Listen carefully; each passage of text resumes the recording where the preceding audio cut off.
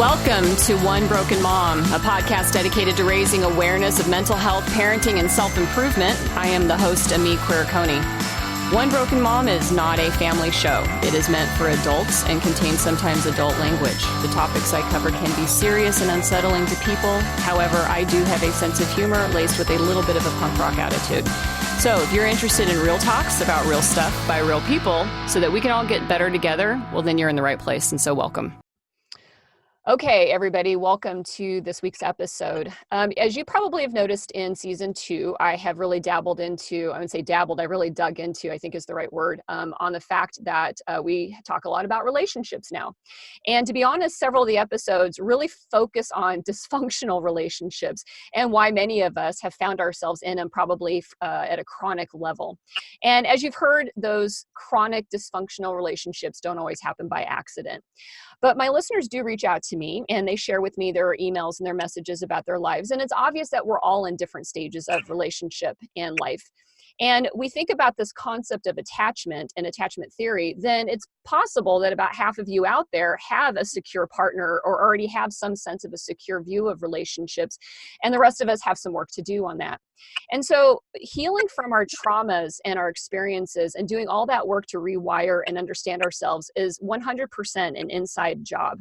But speaking from experience, I've learned that so much more about myself when I started to kind of wade back out into the water of dating. And I've learned more there than I was learning through just therapy alone. So it's important to be able to find ourselves back onto this pathway of relationships, I think. And so that's why, for me, what I feel like with One Broken Mom, what we're doing first is, for everybody who needs to hear this, is how do we break ourselves away from toxic and abusive and unhealthy relationships that we've been recreating over and over again in our lives. But then instead of leaving us all naked, vulnerable, and defenseless in this world, I want to be able to then show everyone how we build new and healthy ones from that point forward with the right partners. Or how do we strengthen a relationship you may already have with somebody who is journeying and you're on your own growth of self-awareness and healing. And so today I have with me Elizabeth Earnshaw, and she is an individual couples and family therapist and the founder of a practice out in Philadelphia called A Better Life. But she also has this really badass Instagram account that I love called Liz Listens. And so y'all need to follow that. And so I want to welcome Liz to the show today. Thank you so much for having me on. I'm so excited to be here and talk with you about all of this stuff. So cool. So cool. Yeah, me too. So I want to hit this right away. Let's talk about, there's the obvious reasons relationships end because abuse. But in your opinion, why do a lot of relationships actually end that may not be on that spectrum of abusive and toxic situations? Yeah, so it is the cliche response of communication issues, right? And people come into my office all the time and I say, what's going on? And they say, we have communication issues. And then everybody is like, well, what does that actually mean, right? Because when you get down to it, that means a million different things. But what really happens in relationships that leads them to the end of the relationship is a consistent breakdown of communication over time. And for most relationships, it's something that actually happens fairly slowly. So it's not that it's just happening overnight. There are these small moments in time over and over and over again where we end up missing the mark with the other person. And then we kind of train them how to communicate or not communicate with us. And because of that, we end up having, emotional distance in the relationship, unresolved resentments, inability to solve problems with each other. And those things end up compounding on each other. And eventually they do result in a relationship that ultimately usually ends because of that. Yeah. And so, and that's, again, I've said this many times before, that's kind of a sad situation to get yourself into, where you're co-grooming each other, basically down to the path of ending if you don't want it. What happens in the dynamic of a relationship where maybe it starts off good, like communication is better in the beginning, but then it devolves over the course of that relationship? Yeah, so in the beginning of a relationship, human beings for evolutionary purposes are kind of they're hormonally charged to the point that they actually ignore things that would annoy them in the beginning of a relationship, or not necessarily ignore it. They don't see it. They notice the things that they really like about the other person. They notice the things about the other person that are easy to get along with. And those are the focuses. And because of that, any issue between both people kind of gets put to the side, because you're thinking at that point in time, well, those things don't really matter because all of these things are so good. So I'm just going to focus on how good everything is. And then that stage is called limerence. And once that limerence stage ends, which is a real thing, you're being pumped with hormones, you're being driven to connect with this person for evolutionary purposes, because, you know, as human beings, it's an adult show. Yeah, it's adults. Yeah. So we're having sex all the time, hanging out, and everything is perfect about this person, except for all of those little things we know that are not perfect about them, but we put in a closet somewhere. And then what usually happens is some big stressor comes up in the relationship. And that is different for every couple, and it depends on their window of tolerance for stress and all of that. But it could be something like a job change, or the birth of a child, or a wedding, or something tragic like a trauma or a death or something like that. And when that stressor happens, it snaps us out of limerence. And oftentimes it's something minor. It's just something that happens in life. And we are kind of at that point pushed to problem solve with each other. And in that moment, we begin that process of breeding communication. And so if we begin to talk about the problem, the trauma, the difficulty well, then we're likely to continue to reinforce that with each other. But many people, because we're human beings and we're raised to communicate differently than each other, we have that happen. And not only are we shocked about the fact that we're no longer in limerence and this person is no longer perfect and things don't any longer feel perfect, but we're kind of tasked to figure something out that's difficult, and we get into power struggles with each other. And sometimes we resolve those very well by being able to dialogue, come up with solutions. And other times we do things that, like you said, devolve the relationship instead of evolve it. And some of those things look like withdrawing from the issue, criticizing the other person, becoming defensive, protecting our autonomy over protecting the relationship, or being way too focused on the relationship and kind of because of that, putting our own needs to the side and not paying attention to those things.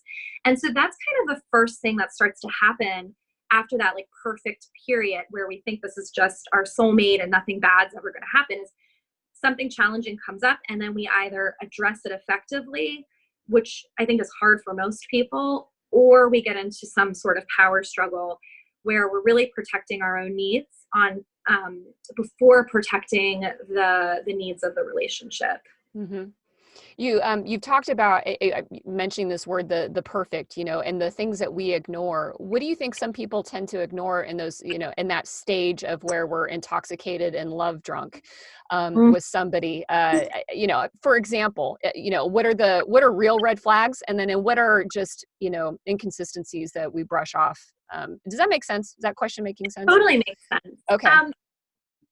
It's hard to answer. And I think that's something that a lot of people can get caught up on, is how do I notice a red flag? And there's definitely some very clear red flags that everybody should notice because they aren't healthy. So if somebody is, verbally abusive in the beginning of a relationship, or contemptuous of you or other people, so they like belittle people or they belittle you, huge red flag, right?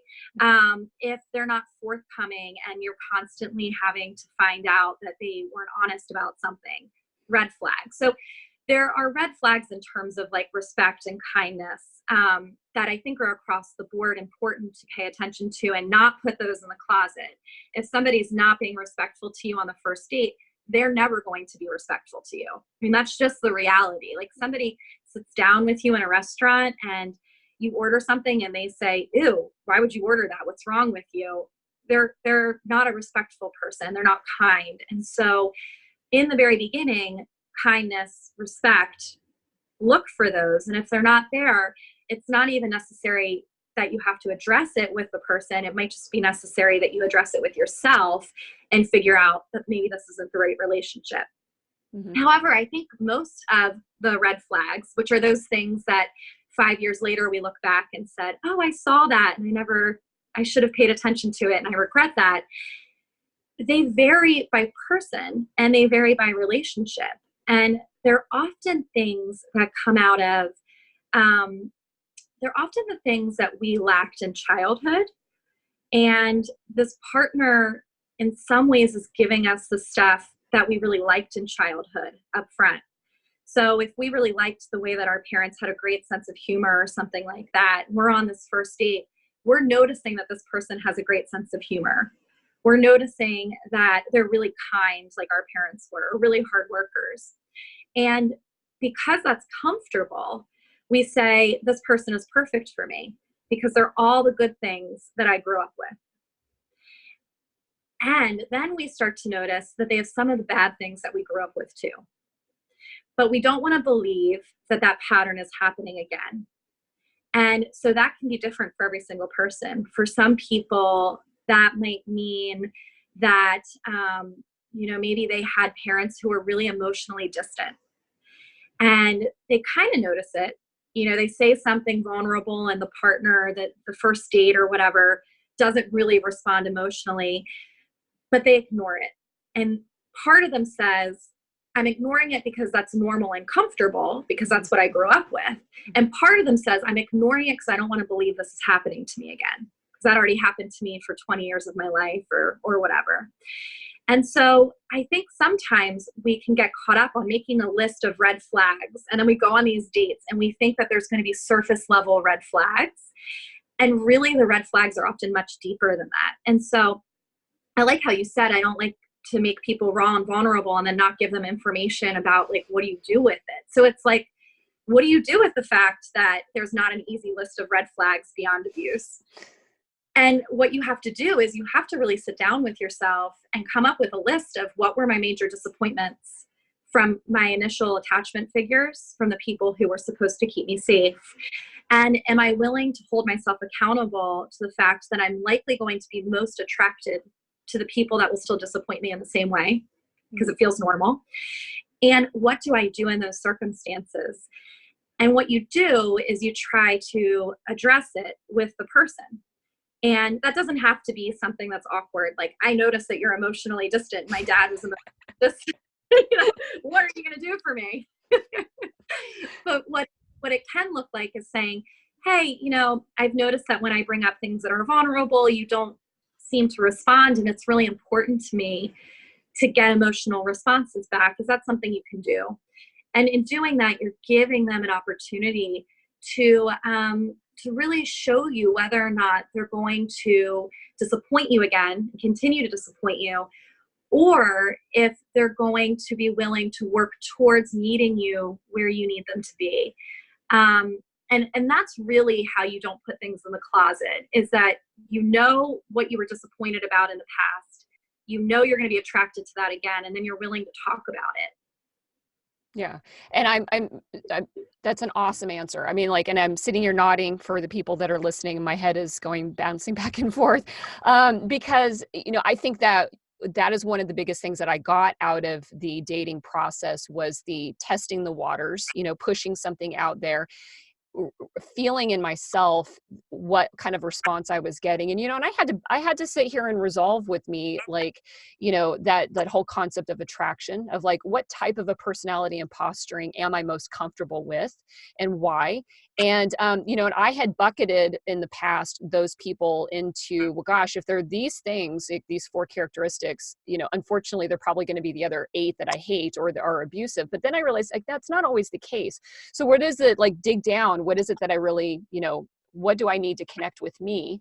And can somebody, for example, that might be, not as emotionally, just out there, can they still be comforting and safe and things like that? And what I found is that for me, fear has always been my biggest block with communication.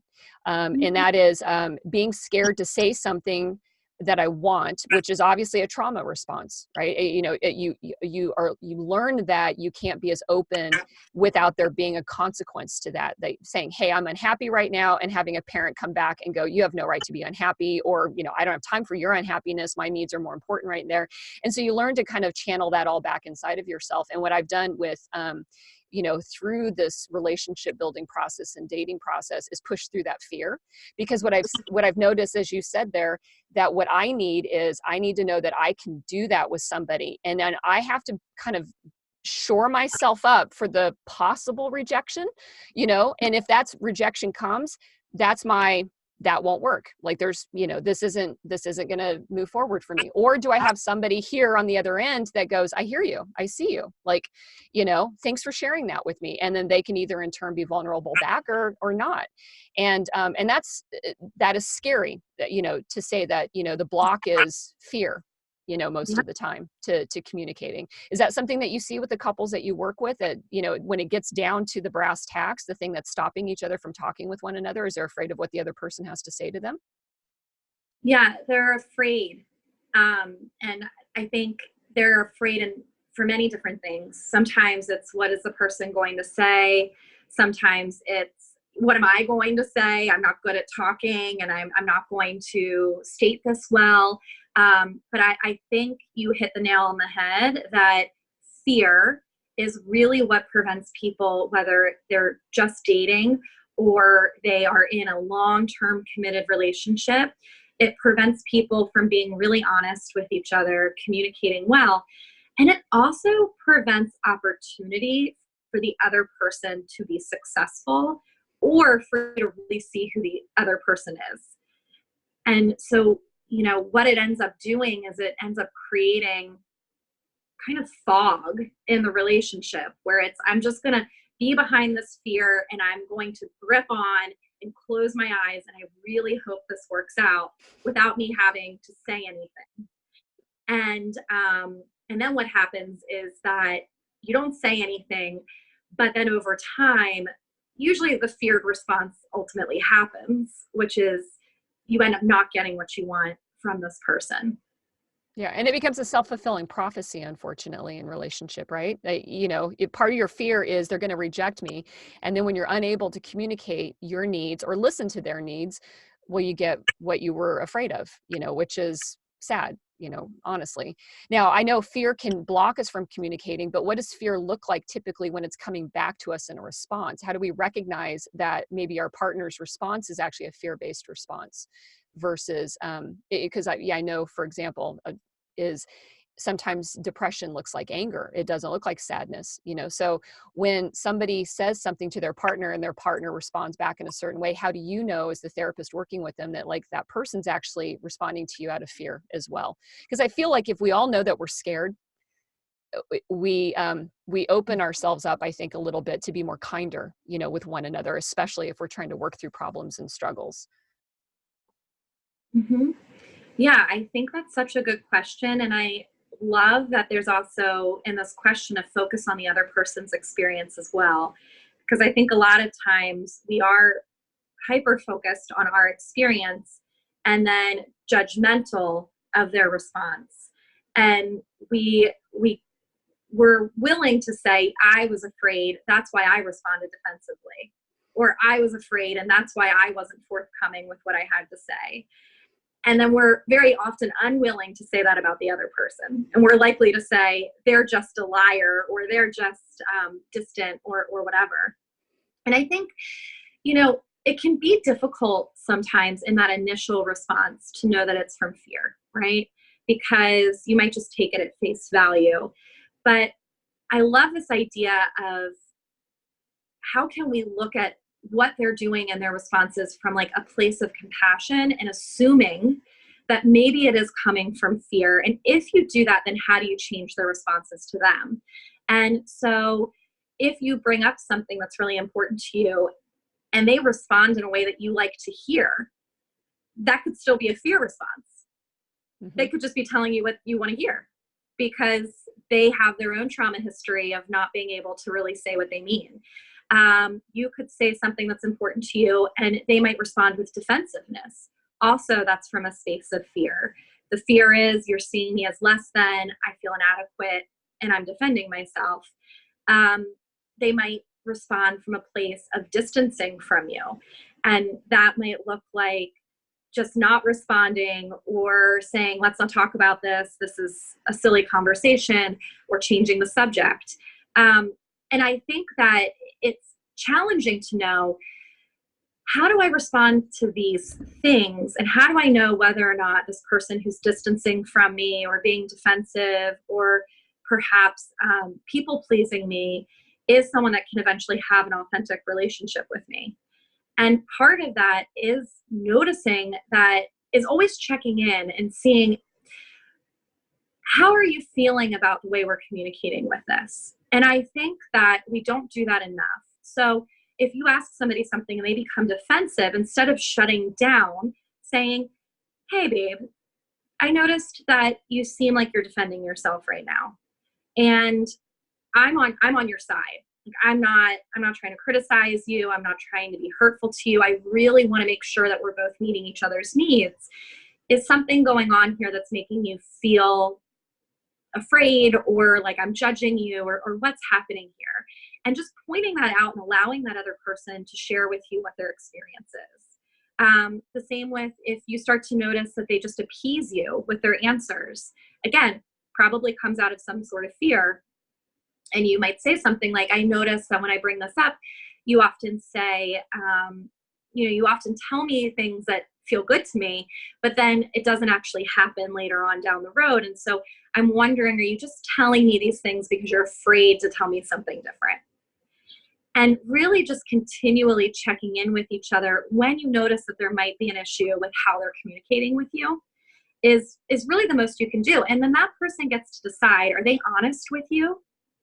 Do they tell you, yes, I'm afraid. Yes, I was nervous. Yes, I felt criticized. Yes, I'm just people pleasing you. Are they willing to be vulnerable? Or are they not in that place in their lives yet? And do they just continue to people please, continue to be defensive, and all of those things? Again, you use all of these moments as opportunities to decide how ready this person is to be in a relationship with you. Mm-hmm. I'm so glad you brought that up, because that's, it feels like sometimes with couples therapy, it's like the last salvo, like it's we're down and out, and somebody makes the decision on behalf of the relationship that we are going to therapy to fix this. And that, it's not always two willing participants that come into it. And I've also seen this with, with other folks too, which is, I call it this unevenness, that can happen in a relationship where one person is really focusing on themselves. Like they're like, they're coming into, for example, they're landing on my show because they're like, hey, I recognize that there's some of these things that I really have an opportunity to grow and heal from. And it's not easy to do that work. And so they start making that personal investment in them. But then they've got this other person over here who may be 100% supportive of all the work that's going on. But they're not doing their own work. And as we know, when somebody really starts to unravel and heal and put pieces back together in their own lives, that you can really start to grow apart from each other really pretty quickly. And is there, does that mean the relationship has to end if one person is doing this? Or is there a way that when you're counseling with a couple, can they still continue on as a couple together if it's, this imbalance begins to happen? Yeah, so nothing is ever always, right? So there are many people that choose to be in imbalanced relationships, but I love how you're calling these uneven relationships. I've never thought of them that way before, but it happens all the time. I would say 90%, I'm making this statistic up, but 90% of the couples that I see in my office are that, where one person is coming in and they're saying, I've had some sort of revelation. I've been reading books. I've been listening to a podcast. I followed you on Instagram and it made me think things. And I really want us to get on the same page with the stuff that I'm learning about relationships and myself. And the other person will be like, all right, well, I'm here, aren't I? And, it's it's disheartening to see, because the one partner is saying, I'm really making a bid for connection with you here. I want you to read the book too. I want you to listen to the podcast also. I want you to go to therapy so that you can take responsibility for your half, because I feel like I'm growing and I'm evolving and I'm taking responsibility. And the other person isn't always there. There are multiple outcomes to that. Sometimes we talk about it and the other person does come to their own revelation through the conversation. They're able to, through a third party, think, you know what, you're right. There are some things that don't feel right in my life, or that book sounds beneficial, or just this therapy is my version of working on myself. And then it becomes a little bit more even. When that doesn't happen, I think it's really hard for a couple to stay together and feel fulfilled. Mm-hmm. They might stay together. But I think it's really challenging, because what happens is that one person grows beyond the other person, emotionally or spiritually. And because of that, you begin to have more opportunities for affairs. You begin to have less opportunity for connection, because what are you connecting on if one of you is learning and thinking about totally different subjects than the other person? You even the person that grows might actually start to look down on the other person. Mm-hmm. And the interesting thing is it's usually that person that will end up leaving the relationship. It's Mm-hmm. not the other person who's not growing. The other person is kind of like, this is fine. And this person who's been reading and trying to learn, they've been probably miserable for a little while. And Mm-hmm. so they're trying to fix it. And then through that growth process, if somebody doesn't become their partner in that, they often do end up leaving the relationship in one way or another. Mm-hmm. Yeah, I think to myself that, being supportive is great, about another person wanting to grow and change themselves. But I feel like that I personally, I'm a little demanding, because I've invested in myself. And when I see somebody who has a minefield out in front of them of these unknown, factors in their life, because they don't want to find those, I get a little sick of walking through their minefield, when I know that, some of that stuff. And I know it can kind of come off as insensitive, but I also feel like, part of growing is valuing yourself, and your experiences. And that there is a point of where you just kind of go, I just don't think that I can continue to look past all of this opportunity. And, and I feel like too, sometimes maybe a partner who is on the growth thing, like you said, like we want the other person to come with us. And I've been that person where I have overinvested in the attempts to change my partner to meet me where I'm at, and spent way too much time doing that before my own growth taught me, you don't do that for somebody else. Like you can't do that. You can lay all the breadcrumbs down, but they ultimately have to make the choice to follow those.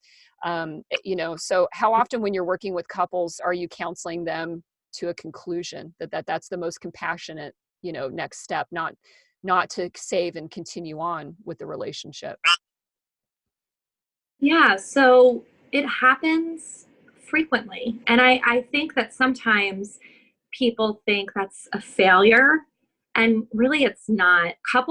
A really good couples therapist is there to save the relationship. And what that means is that it might end sometimes. Saving the relationship doesn't mean staying together. Saving the relationship means that you protect both individuals from further harm, and that you protect the actual relationship from further harm.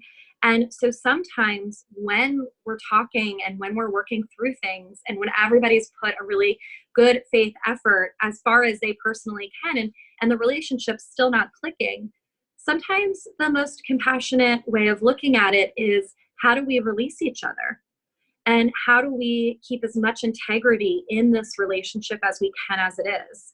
Because the alternative to that is forcing something that's causing harm. And when something causes harm, it's just going to keep causing more harm that's likely to get worse over time.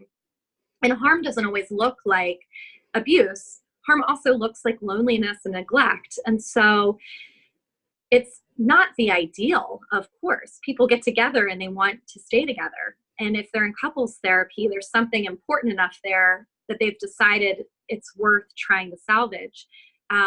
But as many people as figure out the issues and work through them together, there are other people who don't. And that's okay. And that's not a failure. And I think it's so important that we remove that idea that ending a relationship, ending a marriage, whatever it is a failure. Because really, if you do it well, if you do it consciously, if you're choosing it because it's the healthiest thing, then it's a success.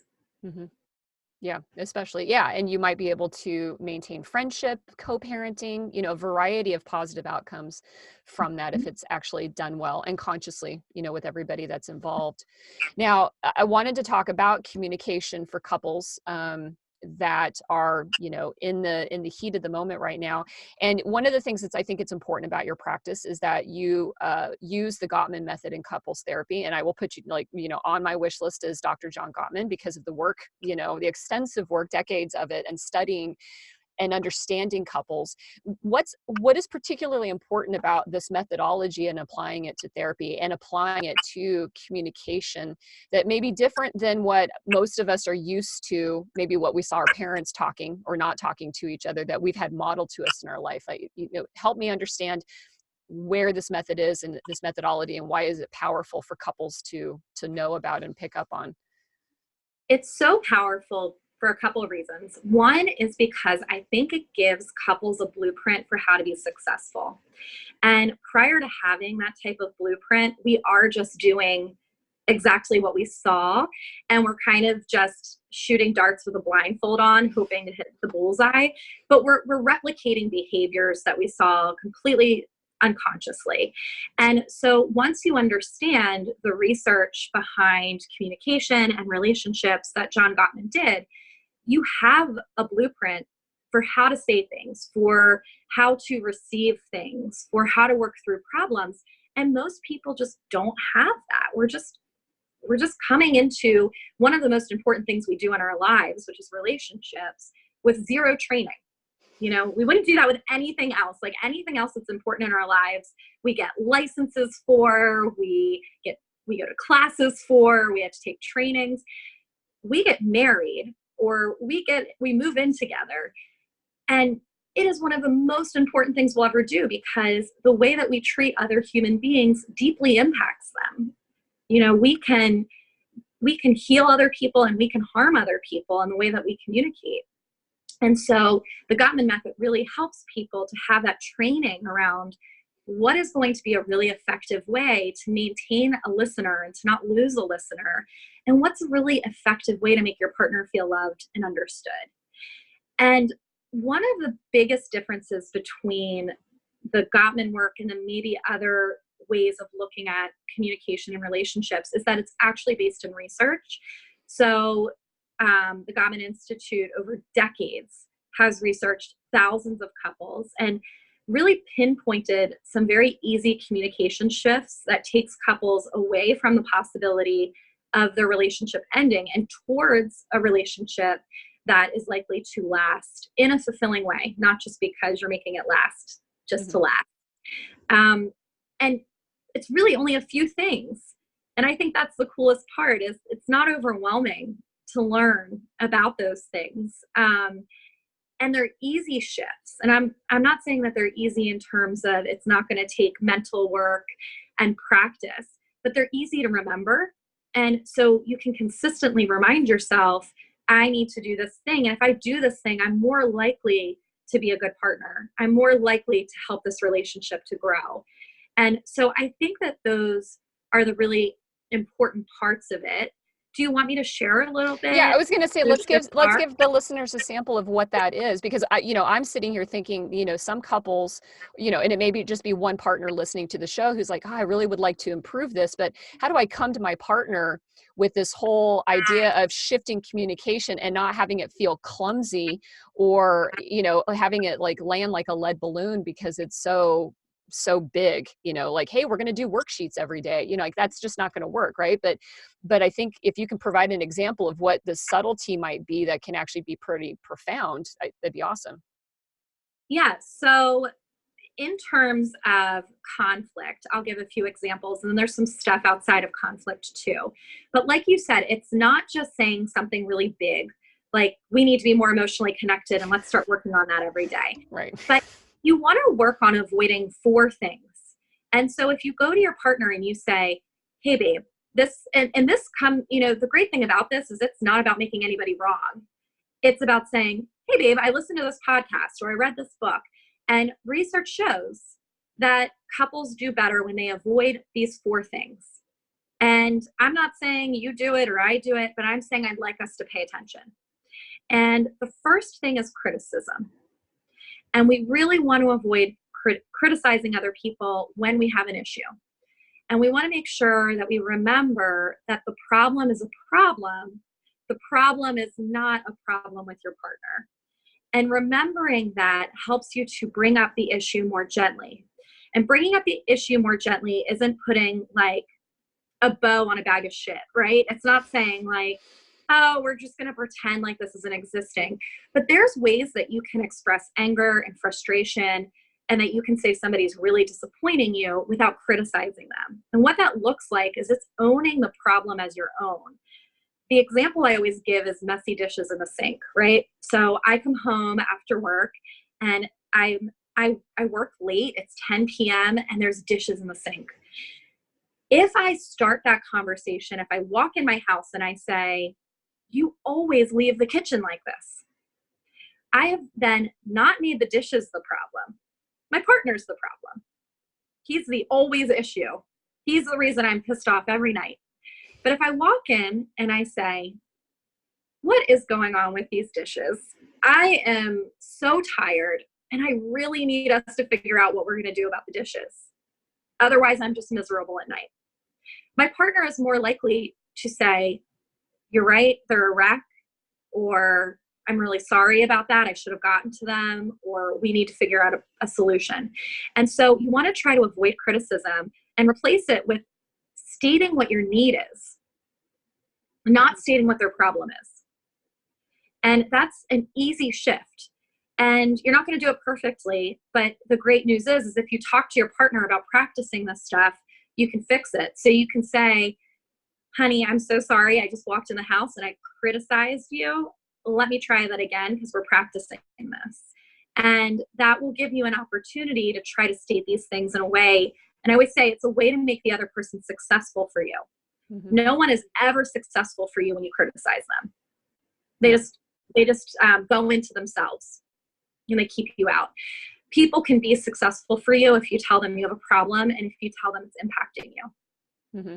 Again, like the rest of us call, if they aren't, it tells you something about the relationship and you get to decide what you do with that.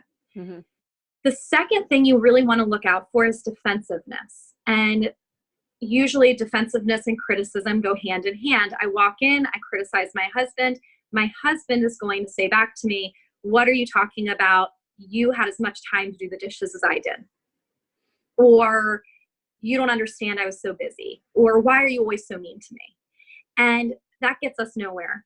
So instead of defensiveness, you want to replace that with taking responsibility for even the smallest part of the issue you can take responsibility for. So while you're practicing this, your imperfect partner who you love might criticize you. And what you're going to do instead of being defensive, because you want to have communication integrity, is you're going to say back, babe, I felt kind of criticized. And at the same time, you're right. The dishes are horrible. We have to figure out a solution. Again, this is another opportunity. You just stop that conflict cycle dead in its tracks, because then your partner is likely to say, oh, I'm sorry I criticized you. Thank you for understanding.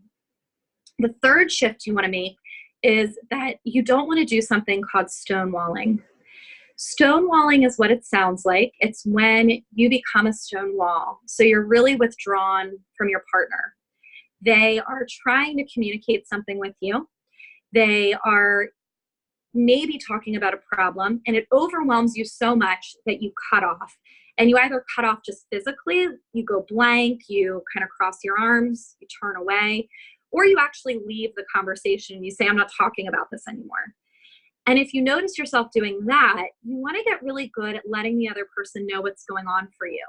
Saying something like, I can tell, you probably notice I'm not listening right now. It's because I feel overwhelmed with what you're saying. I just need to take 20. And you can just start doing that. That's okay. You can get overwhelmed. You can take a break. But what is not effective is if you take a break with the person still talking and they don't know you're taking a break. So you can't decide you've taken a break from the conversation and not let the other person know, because then what they see is they think you don't care. Right. And can I, because I like that part there too, that's something, and I'm thinking to myself too, as listening, obviously these are tactics that work with kids, because especially teenagers, and we apply that. But I know with the stonewalling part is the difficulty with asserting that, like, I need a break, like I'm getting to that place. And I see this in my daughter, and my daughter and I do this to each other, where it's like, okay, we need to hit a timeout. It's important though for the partner to respect that. I think of it as like a safe word. Like once you sit there and say, I'm at that point where I'm emotionally driven up and I can't do this right now, that other partner needs to also say, got it, good, like let's not push it, because sometimes we keep pushing the problem, right? We push ourselves past an intelligent conversation right down into the depths of screaming and yelling and crying and all the emotional parts where we know nothing gets done, right? Absolutely. Yeah. And, I know you had, I listened to the other podcast where like attachment styles were being discussed and stuff. And if people are interested in conceptualizing things that way, the stonewalling person is being avoidant in that moment. And usually the person discussing the problem is being more anxious. And so when the stonewaller says, I need a break, they're actually doing a really great job of not being avoidant. They're being clear and direct with you. And so for the person who's feeling anxious, it's really their job to figure out, how do I self-soothe while they're soothing their anxieties? Because the alternative is chasing people around the house, following them, sending 800 text messages, saying, no, don't leave this room or I'm going to end this relationship. And that never gets us anywhere. We've all done it. I'm guilty. I've done it. I've told my husband, no, you're not leaving this conversation. Right. We're solving it right now. Now. And if you leave, then like, F that. I'm not going to deal with this anymore. It never works. The other person just gets more flooded. They withdraw more. And so in the case of stonewalling, there's a responsibility for both people to self-soothe. The difficult part is their soothing looks different. The person who is flooded, their soothing has to help them to become more activated. They need to take a break so they can talk. The person who's anxious, they need to take a break so that they stop talking. And so when both people give permission for that, they can come back to a place that feels a lot more regulated and a lot more productive. Good. Okay. I'm glad you got to that part there. Cause like I said, I feel like, it is, even in the stonewalling, it's still a two-way street here, that needs to be recognized. Okay. So then you were going to talk about the fourth thing that we need to be mindful of. So the fourth thing to be mindful of is contempt. And contempt is the most dangerous of all of them. And when contempt is showing up in a relationship, it's likely that there are really unhealed resentments. It's kind of a form of punishment. And if it's not because of unhealed resentments, it's because whoever's showing the contempt has an experience of people being disrespectful in order to get their point across. And so perhaps when they were growing up, they had parents who also used contempt and were also disrespectful when in conflict. And so it could also just be a pattern. But contempt is criticism supercharged. It is no longer just that your partner never does the dishes. It's that your partner is less than you because they're an idiot that never learned how to do the dishes. And so there's a shift there. It goes from, I'm annoyed with you because you never help around the house, to, What's wrong with your mother? Didn't she ever teach you how to do this? There's disgust from it. There's not just anger, there's disgust. And when you start expressing disgust towards your partner, you're taking a role of superiority. And you can't have an effective partnership if one person believes that they're superior to the other. And in the worst cases, it becomes abusive, right? It becomes verbally abusive or physically abusive because you believe you're better than this person and you're willing to cross a line into total disrespect. In the average cases, it just becomes really mean. And it's not just words, it's also eye rolling. It's snickering when they say they have a problem. It's being sarcastic at the expense of the other person. When you're working through contempt, or if you notice it in yourself, it's really important to step back and say, am I showing contempt because there's an unhealed resentment? You know, was there an affair? Did somebody spend money they weren't supposed to spend? After I had a baby, was my partner not there for me in the way I had hoped they would be? And now I'm just so angry with them that they disgust me. If that's the case, you have to be able to tap into that resentment and be vulnerable with it and ask your partner to do what they need to do to make it up to you. Because your contempt is never going to heal that. But if you can say, I've said some awful things to you and there's no excuse for it. And I think it's because I have a lot of unhealed wounds. We need to work on those together. Then that is a path forward. And again, two-way street. Your partner then has to receive that and be willing to work on it. If you find that your contempt is based off of childhood communication patterns, so you witnessed abusive communication growing up, then it's really important that you do the internal work to begin to shift that stuff. And one thing that I think really helps people to come into connection with that is next time you show contempt and you notice it, ask yourself, who did this to me? Who talked to me this way? Who rolled their eyes at me? Who sneered at me? And think back to a time that you noticed somebody do that to you. And in that moment, notice and remember what that felt like. Because as soon as you can begin to connect to how badly it feels for someone to be contemptuous to you, you can start to have empathy for your partner. And returning to empathy is the antidote of contempt. Once you have empathy, you don't have contempt anymore. Right, for sure. Yeah, I mean, because you end up with that icky feeling inside of you of like, oh, yeah, no, that was pretty bad. Where does, we talk about like the contempt and stonewalling then kind of brings in a painful tactic that some people use that goes from just being avoidant, emotionally phobic to abusive, which is the silent treatment, which is probably one of the, it is to me an extremely insidious abuse tactic that doesn't seem like it is, but the shutting down and refusing to talk, acknowledge, experience anything with your partner.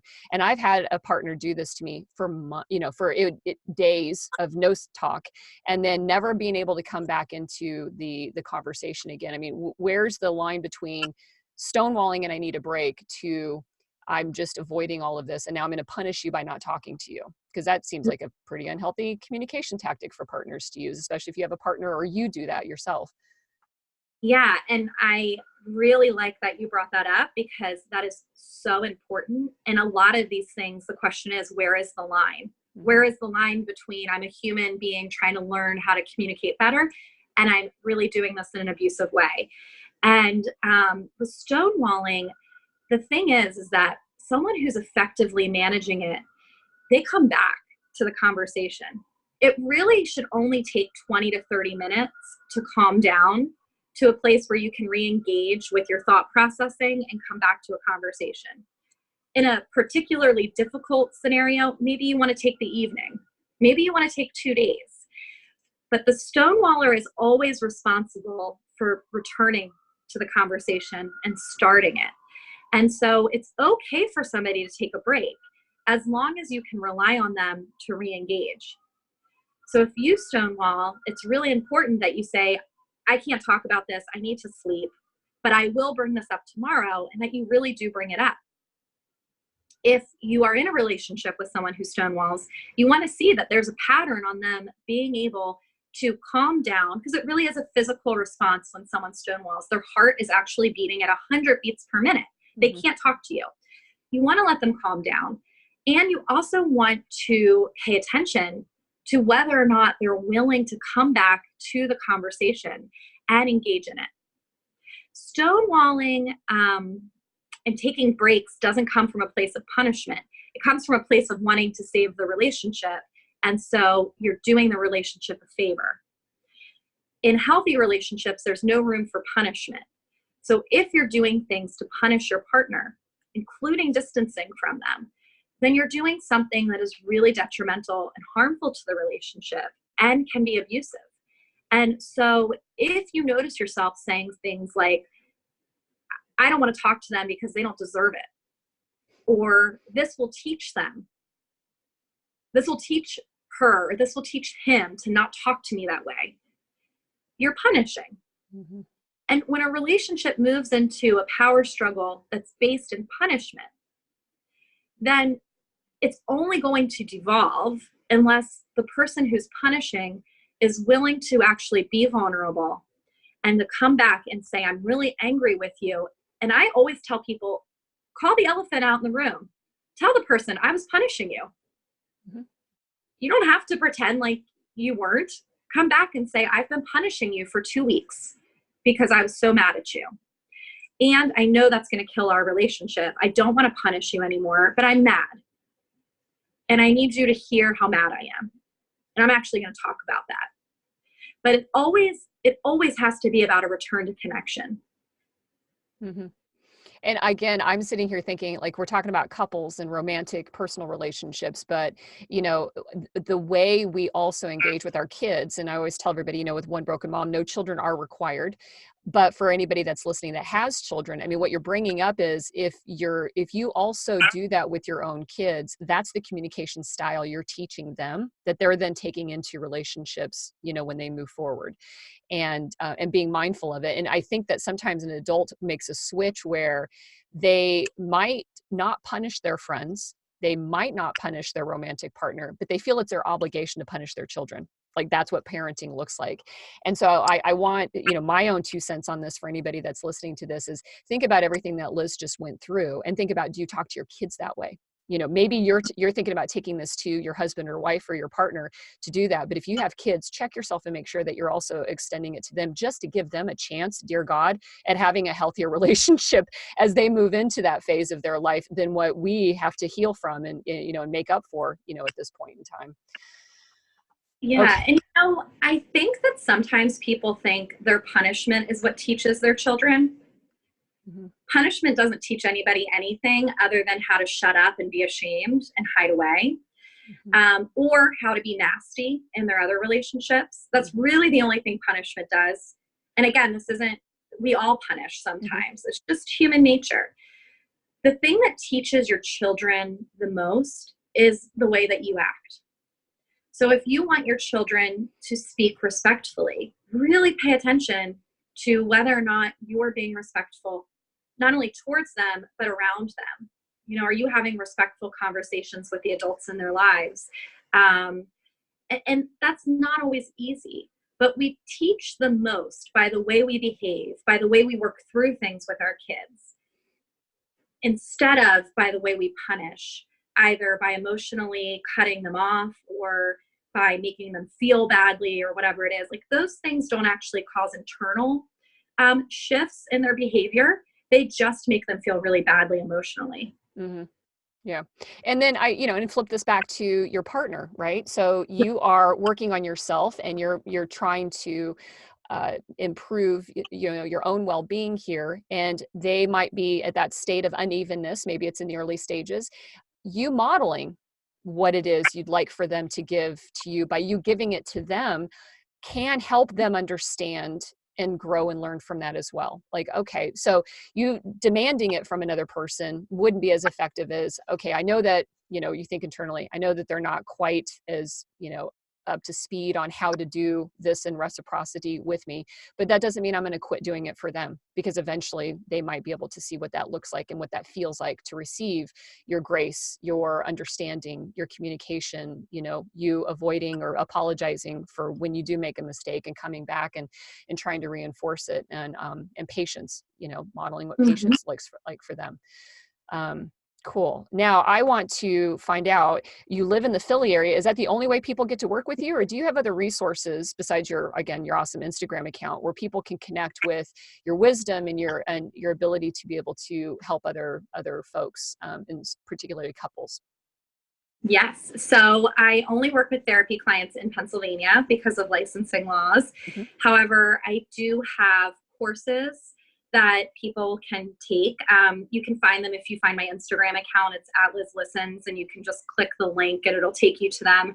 I have a course that it's called the Foundational Relationship Skills, and it has really all of the information essentially that I learned as a couples therapist distilled for you, so that you know what these minor shifts are that you can make that really, really change communication, change intimacy, change connection, increase the likelihood that you can maintain a healthy relationship. So that's one way you can work with me. I also sometimes host webinars, I'm on podcasts, and I give tons of free stuff away on my Instagram and then also through my newsletter. So I sometimes do free webinars or send free worksheets or whatever. So there are a lot of different ways that you can work with me. Cool. And all the links will be in the podcast notes, as everybody knows, so you'll be able to find her that way, and be able to get, resource to all this great stuff. So we talk a little bit about repairing and saving relationships, but really, should anybody wait until the end, until they're bleeding out on the floor to go see the doctor? Or really, should our shifts in our mindset, especially around mental health and mental wellness, should we be considering engaging in therapy, not for the sake of fixing something that's broken, but in terms of just improving the health of a relationship earlier in a relationship? Yes. And that is something I'm so passionate about shifting in our world and in the way that we see mental health. For some reason, mental health has been viewed as something that you do at the end of the line. Something you do when you're already incredibly depressed. Something you do when you're already about to get a divorce. Something you do after the affair. And it's really important to do it at those times, just like going to the doctor if you're bleeding. And at the same time, we go for regular checkups to dentists. We go for regular checkups to doctors. And there doesn't have to be anything wrong to go. We just go to make sure that everything's okay.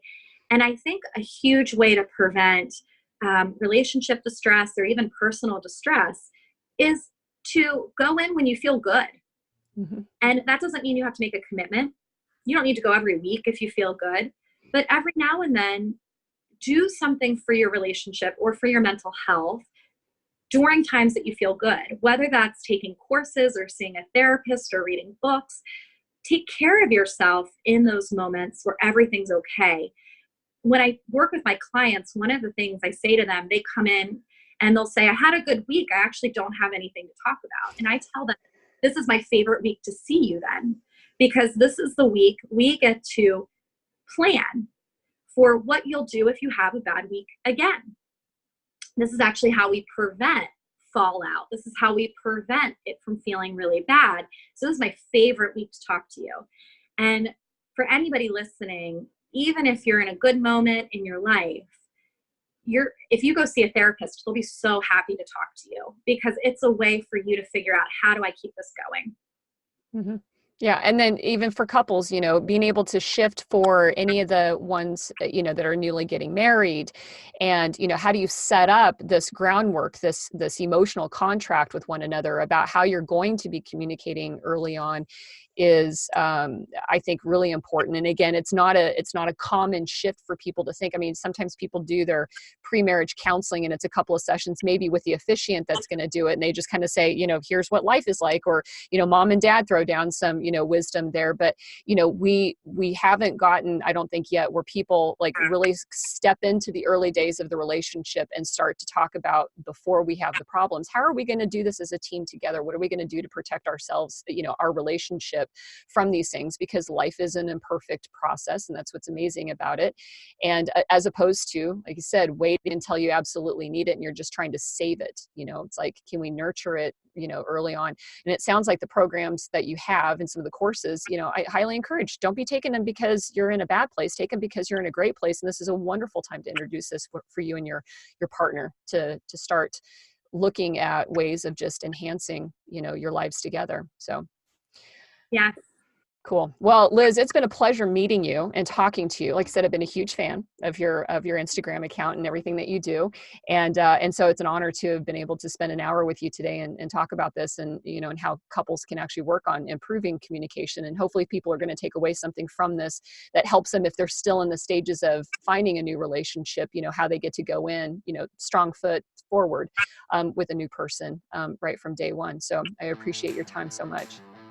Thank you so much for having me on. I'm so honored. I love your podcast. I have it on subscription. And so when I turn on my car, it pops on.